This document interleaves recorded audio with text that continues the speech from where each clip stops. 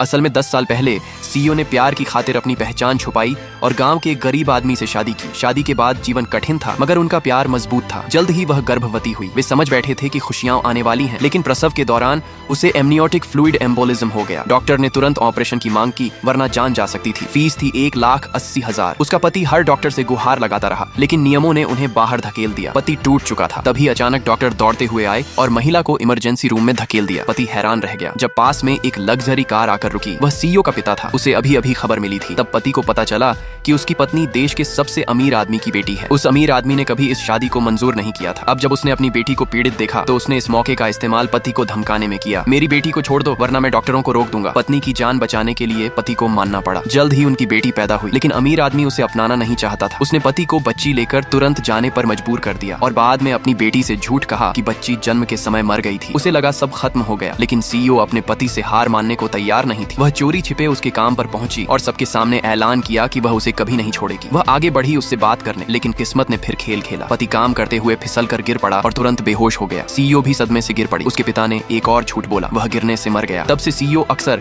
सपनों में अपने पति को गिरते और मरते देखती रही। वह हकीकत को स्वीकार नहीं कर पाई। हर दिन वह वही अंगूठी देखती जो उसके पति ने उसे दी थी। उसे कभी पता ही नहीं चला कि उसका पति और बेटी दोनों जिंदा थे। किस्मत ने फिर एक और खेल खेला। जब वह अपने बीमार पिता को देखने अस्पताल आई, तब उसकी मुलाकात एक गरीब लड़की से हुई और वह लड़की उसकी अपनी बेटी थी। अब सवाल यह है कि जब माँ बेटी आमने सामने होंगी तो सच बाहर आएगा या फिर किस्मत एक और खेल खेलेगी? इसका जवाब जानने के लिए जुड़े रहिए और कमेंट में सिर्फ एक शब्द लिखें, सच।